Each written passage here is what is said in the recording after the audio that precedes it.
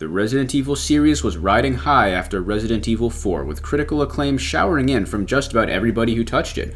Unfortunately for Capcom, Resident Evil 5 served as a reality check that not everything they touched turned to gold. While it isn't necessarily widely disliked, it's sort of in a box set with Resident Evil 6, where nobody seems to hold them in as high regard as the other mainline titles. I would describe it as extraordinarily unpleasant to play by yourself, but if you run through it in co-op like Jack and I did, you can at least make your own fun, so to speak. Like Resident Evil 4, this game continued to shift the series towards the action genre, so for better or worse, the bosses are more plentiful and bombastic than ever. Before we speak our piece, I would of course like to thank our patrons for their generosity, for which we are extremely grateful. Consider checking out our Patreon, Discord server, and all that jazz if you're at all interested. With that out of the way, let's get into the ranking.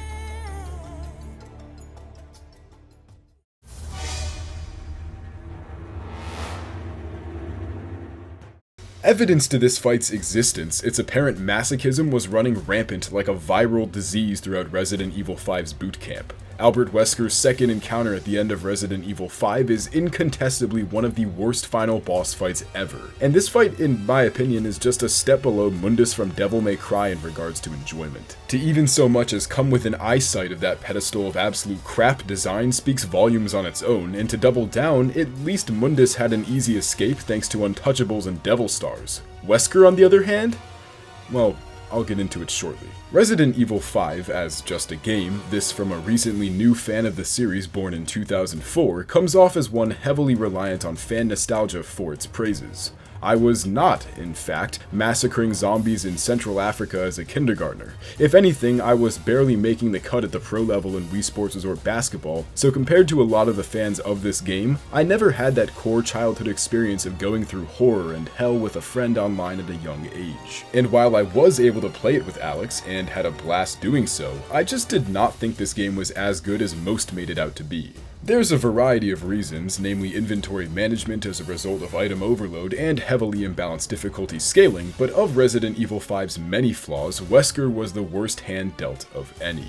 From a, say, bird's eye view or overall sense, his fight progression is weirdly mysterious and left up to the player, and really players, to find out through hours of trial and error. Let's use the Bed of Chaos as a similar example, and just outright say this is not a good strategy with regards to engaging boss design. Creative simplicity or well-crafted puzzles are the gold standard for bosses in games lacking a dodge mechanic and or other components that most combat-oriented game systems feature, as in Resident Evil 5, and Wesker is pretty much the polar opposite for both of these qualities. His design is best described as uncreative complexity, and the puzzles aren't really puzzles, more reversions to primal instincts, Chris Redfield. It took punching a boulder to make me take a step back and realize, you know, maybe quick times really are that fucking stupid. But it actually wasn't even the boulder that caused the change in heart now that I think of it. It only solidified the hardening of my heart. It actually was the 5-minute quick time you and your partner both need to be on the money for in order to progress at all. The scene itself is actually pretty cool and honestly one of my favorite Wesker sequences in the series, but the frustration of what feels like an endless quick time builds up quickly, and there's one Chris prompt that clocks in at under half a second in length. Not fun. Once you outsmart Wesker and knock him out of his own plane into the void below, Chris and Sheva crash land in a volcano that is apparently so fucking large it protrudes outside the ocean, presuming it begins from the bottom. I'll call it, Mount I Want to Commit a Genocide. By chance, Wesker also happened to splat in the Mustafar in a bowl, and shortly thereafter the actual fight begins. This first bit is completely up to chance as to whether or not you squeeze past Wesker and make it to the boulder, and then run back through him to get to the arena. If you get unlucky, meaning if any of Wesker's tentacles make any amount of contact with you, you restart from the beginning, a trend in this boss so far. It's not really obvious that you're supposed to do what you're supposed to do, however, and Alex and I ended up wasting an embarrassingly long time shooting at Wesker and getting one shot by him continuously from trying to fight him until we realized that this entire portion is quote-unquote skippable. Why we couldn't figure this out? If I had to guess, I'd say it's probably the lack of directions or logic, but that's just me. I can't even imagine the anger that'd be coursing through my veins, probably still if I had to do this alone, but even with a partner, it's still mightily frustrating considering that all Wesker needs is an inch of contact with you and boom, from the top, like I'm Andrew and Wesker is Fletcher. And even with the checkpoint granted when the actual combat begins, it doesn't get any less aggravating. To give some context as for why we were using Chris and Sheva's machetes as you see in the gameplay, which are apparently about as serrated as a golden butter knife, the simple reason is that we are fucking idiots. The previous level is the Excella boss, which for the record is quite good, but also is intended to be beaten through a boss-exclusive satellite weapon found in her arena. We thought we'd missed the satellite earlier in the level or something, and instead resorted to sniping her, then using our pistols, and eventually our shotguns as a final hope. It worked after about 20 minutes, but left us with nothing but skin, bone, and a toy lightsaber to take down Wesker. So, we're not docking Wesker for our stupidity, but either way, this last phase is just monotonous, guns or not. He really only has the singular tornado attack of note that kills you on impact, but otherwise he sort of haplessly walks around, takes either Chris or Sheva, prompting your partner to free you, and repeats the cycle for however long you fight him for. And as always, it ends with a rocket launcher, but honestly a very average rocket launcher explosion cutscene considering it's a rocket launcher explosion cutscene, which of course is a quick time, which of course we fucked up. One last hoorah for the Ouroboros virus infected king of being a fucking dickwad.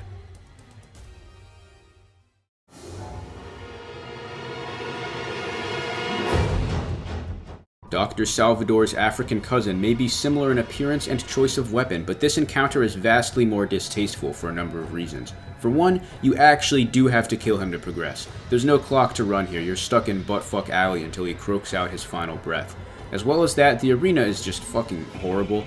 Unlike in RE4 where you have an entire village square to maneuver in, here it's just a straight line muddled with infinitely respawning zombies. All it takes is a few scant seconds in one place before you get swarmed like a dropped quarter on a San Francisco street corner. Simply trying to get from one end of the arena to the other is a frustrating, aching pain in the cock, because you have to stand still while shooting, which I stand by being an obnoxious piece of shit aspect of 4 and 5. If you guys wondered about my conspicuous absence in our ranking of the original Resident Evil 4, it's because not being able to walk and shoot pissed me off so much that I couldn't force myself to finish the original. 5 I was able to suffer through thanks to the co-op, but I still hate this just as much. I ought to mention that Chainsaw Majini one-shots you if he catches up to you, which is something that I found happens rather often with how the AI makes zombies fucking Usain Bolt sprint at you unless they're within a few feet of your location. Also, 5 is stingy as shit with ammo, and enemies have bullshit amounts of health that make it drag out like a motherfucker. Whoever decided even dogs should be able to tank at least one hit from a shotgun is an asshole, let alone the guy who decided Majini should have skin made of Kevlar. I'm beating a dead horse, but I seriously think this fight would be fine if shooting and aiming wasn't so shitty and awkward. Resident Evil 6 has a ton of guys like this who are totally serviceable because the game has controls that don't feel like they were conceived by a brain-damaged chimpanzee. Oh, yeah, I'm a Resident Evil 6 defender, by the way. Welcome to my dark, twisted, demented mind. More fun to come.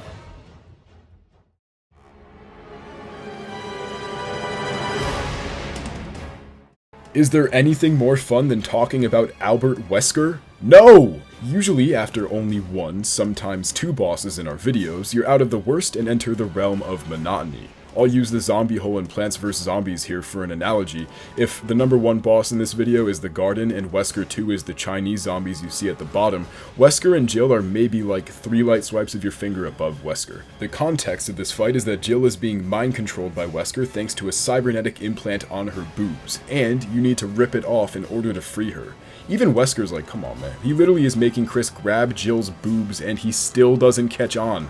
Or maybe he does, I haven't finished the segment yet, so for now, another shot at the gold, Chris. Well, I'll drop the bit to make a point. For the record, freeing her does literally nothing to benefit Chris or Sheva in defeating Wesker, it's just a speed bump in their pursuit. Worse, the Olympic effort it requires to free her makes the uselessness of this entire sequence sting that much more. While this is definitely a gank and shouldn't be labeled otherwise, Wesker is your lone target. If you do enough damage to Jill or just shoot her microchip, she dies and you need to do the whole thing over. But it's not as if because you can't kill her, she doesn't go after you. No. Jill has a fully automatic machine gun that she can fire at any time, stunning you for the entire clip and dishing out about half your health. And in hand-to-hand combat, she can knock you to the ground with a number of Catwoman-esque flips and kicks, no problem. Wesker is no better, but at least some of his moves are dodgeable with QuickTime prompts, so he's a little bit better. The main problem Alex and I ran into is AI locking onto one target. Genuinely, it's like T-1000 and the Terminator with John Connor.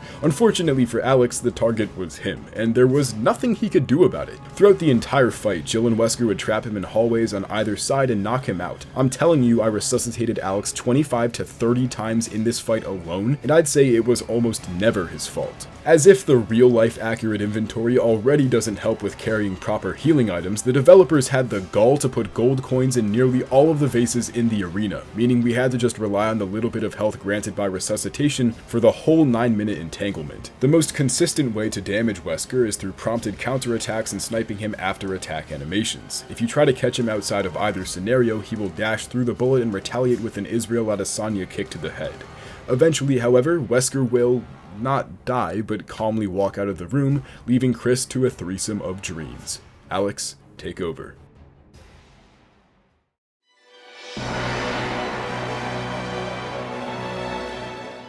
On one hand, I commend them for making a non-mutated flesh glob boss fight for once. This is a genuine once-in-a-blue-moon occurrence for the series, and I definitely didn't see it coming. On the other hand, this fight is just outright unfun. While Wesker is no longer in the fray to abuse bullet time and stun-lock you with Buster Scruggs trick shots, the removal of that element alone cannot save this fight from the creeping sense of boredom that begins to kick in. I foolishly thought that after maybe 3 cycles of button mashing, you'd be able to rip off Jill's mind control tit gem, but sadly there's no use applying Nintendo logic to Capcom boss fights. Instead, you'll be mashing that square button until your finger bones are ground down to mortar and dust, because apparently they thought it would be extra immersive if your hands in real life felt just as fatigued and uncomfortable as Chris and Sheva's do in the game. The logical next step is just making my PlayStation shoot me in the head whenever I fail one of the spontaneous instant killing cutscene QuickTime events. I usually use cutscenes as a break to peel my nutsack off my thigh and itch mosquito bites, but this game had other plans, I suppose. The extra fun little sprinkle to this fecal cupcake of a boss fight is that you can actually kill Jill, which instantly fails you and sends you back to the start of the fight. This encounter is to boss fights what a funeral dirge is to a concert.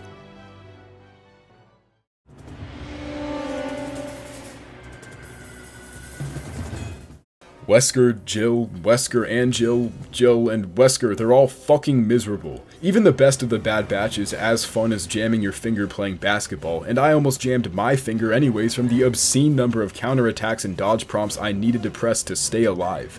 Scripting about Wesker 3 times in the same video is about as mundane for me as pressure cooking, and this is the least notable of the 3 fights featuring him, which is also why it's the best. It's pretty much what he was in the battle alongside Jill, minus Jill and her Lil Uzi Vert boob diamond, and plus a rocket launcher. Fuck yeah! Except the mechanic is extremely finicky and doesn't really work. The biggest offense to all the Wesker bosses is that the QuickTime button is never not square, so you never anticipate anything. It's still difficult, but a lot of the thought that would be required if the prompts were varied goes out the window, instead replaced by tedium. In short, the goal here is to bait Wesker into an attack chain while your partner loads an RPG and fires it at Wesker, causing him to catch it, wherein you blow it up and give him his booster shot. However, actually getting him to catch the rocket is as hard as it would be to actually fucking catch a rocket, and the fight just drags out as you repeatedly attempt and fail to accomplish this. Eventually, you do stab him with his own eugenics experiment, which quickly transforms him into the mess of a boss fought in a volcano. Smooth move, Chris.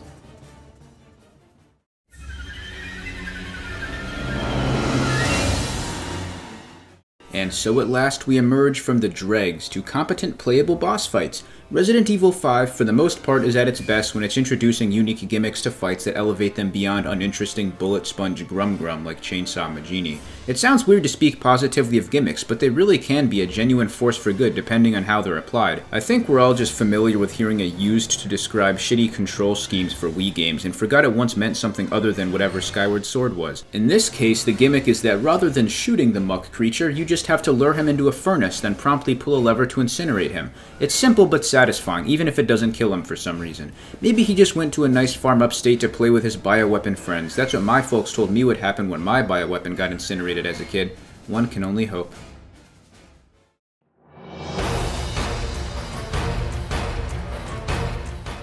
U8, in no relation to the gone but never forgotten U3, is the first of a few pretty neat callbacks to the highs of Resident Evil 4. In what Ouroboros Makona was fun for the 20 seconds you fight it, U8 is a multiple minute long, enjoyable boss fight, a rare, valuable treat in this game's catalog so far. One of the major positives I'll give all of Resident Evil 5's fights is the scale and notoriety of each encounter. A lot of Resident Evil 4's bosses, at least in the original, were unique and significant, but the settings and scenarios weren't anything to cry home about. On the other hand, those featured in RE5 take it to a whole other level, with Resident Evil 6 going even further, and to preview a bit of that video, entirely for the better.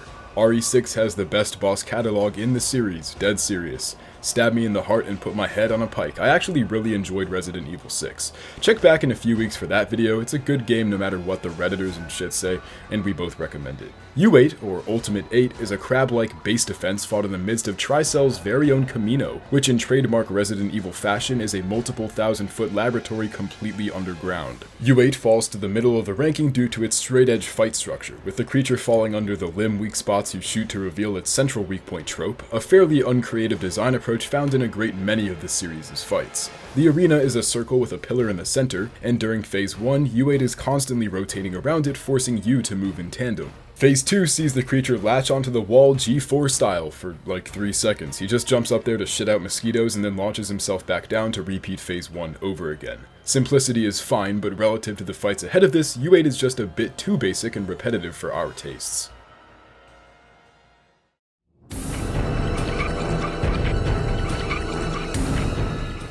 The veteran cytoscribers among you may recall that I went to Korea last summer, where I stayed for about a month. The south one for the most part, minus the 4 days I spent as a prisoner of war in Pyongyang. They actually do have an infinite food machine and have cured every disease on Earth. That girl on Joe Rogan was just a lying grifter after all. That said, the quality of the food was quite varied. I went to a seafood place once and couldn't read the menu, so I just got some random soup. Within said soup were a large number of unidentifiable creatures that resembled Popu Karimu here, some blend between bug larvae and lower order mammal. I felt like I had to eat at least one so the restaurant people wouldn't think I was a snobbish asshole, but I'm gonna be honest with you guys, that was a foul-ass concoction. Indeed, Popu Karimus are made to be blown up with remote explosives, not eaten. They are not our friends or our food. Reject the false dichotomy. For what it's worth, I enjoyed shooting it to death.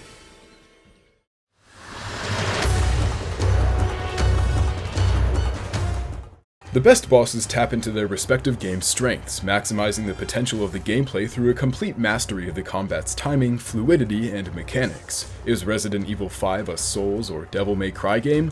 No, but of the RE series, it was the first of many in the late 2000s to mid-2010s to completely stray away from horror, replacing it with conventional action. In Desu, another callback to RE4, this a bit more on the nose than U8, absolutely capitalizes on the action half of Resident Evil 5's survival action experience. It's not a typical shoot-'em-up boss, but instead a scripted sequence fought with turrets. Any change is welcome, but especially if it includes infinite ammo. For brief context, Ndesu is a bearded gigante that managed to claw its way from rural Spain to the middle of the Sahara unnoticed, and it eventually makes landfall in Kijuju, the fictional West African nation RE5 takes place in. The ensuing fight is quite the experience, pitting Chris and Sheva with turrets on the roof of a stationary military vehicle so as to stagger Ndesu enough so he doesn't reach them and presumably devour them. Unlike the dinosaur arcade game similar to Ndesu, knowing where to shoot isn't particularly unclear. If there's not a giant plaga sticking out of one of Ndesu's appendages, whatever part of his body is closest to the car is what you hit. It's extremely simple yet thoroughly engaging, and while Ndesu could be higher, what keeps the Gargantua at 4 is his second phase being a repetitious cycle with no variation throughout. If they had kept constantly changing scenes and had Ndesu attack from different rooftops and alleyways, maybe forcing Chris or Sheva to shift the car's position or even drive it,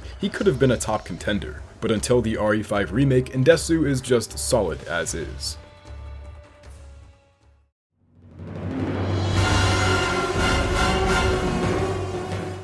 I have now played 2 games that allow you to hit people with orbital satellite lasers, and it was awesome as hell in both. Much like in Yakuza 7, this does insane damage to the boss, while also making for quite a spectacle to behold. Shooting orange pus blobs is all well and good, at least it's not eyeballs, but it's just that much better when you're doing the shooting from outer space. That said, this fight is totally functional even without that awesome stuff. Jack and I totally missed that was a thing in our first run through this level and had to replay it later to see just how cool it really was. In our initial run, we expended ungodly amounts of ammo trying to take it down the hard way, as Jack alluded to earlier, but it really wasn't that bad. Tanky, yes, but unlike some of the other hefty lads in the list, she's a pretty entertaining foe to combat, which makes it far less miserable to get stuck in a bout with her. Wesker gets a bad rap, but at least we know he's loyal to Jake's mom in some limited but still heartwarming capacity. Omnicide be damned, there's a heart of gold somewhere deep down in there. I'm sure she'd be pleased as punch to know that Wesker turns every other woman that likes him into flesh blobs.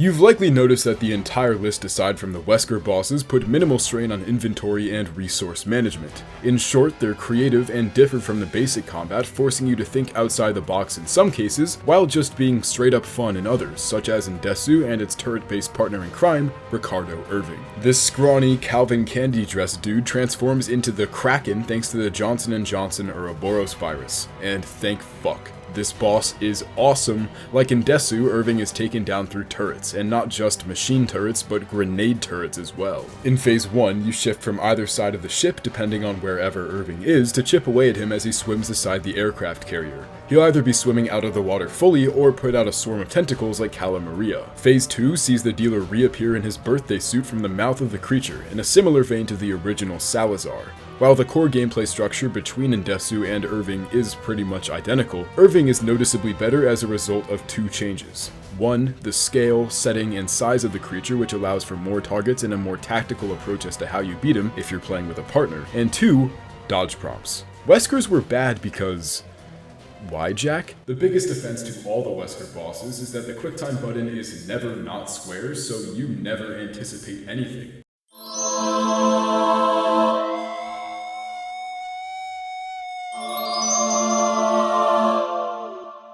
And there you have it. It's the simple stuff that makes a boss that much more engaging. Irving is awesome to slice apart, and even though the Mafia Man is fought very early in the game, he stands out among the highs and lows as one of Resident Evil 5's greatest and most memorable sequences.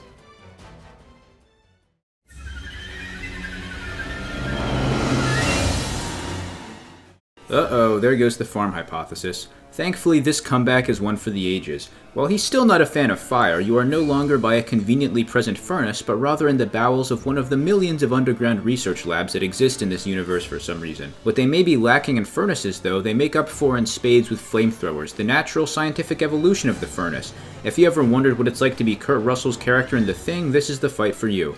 There's no way to drag out my reasoning for liking this fight into a lengthy rant, because it appeals to a simple human desire, the urge to burn things alive, and while it's normally frowned upon, like when they put me in jail for doing it in North Korea, here it's pretty much open season. And yes, I do main Pyro in TF2, how could you tell? Fire kicks ass, and this fight brings the fire. Me like boss, good boss, very good boss, yes, ooga booga, fucking grunga, fun times.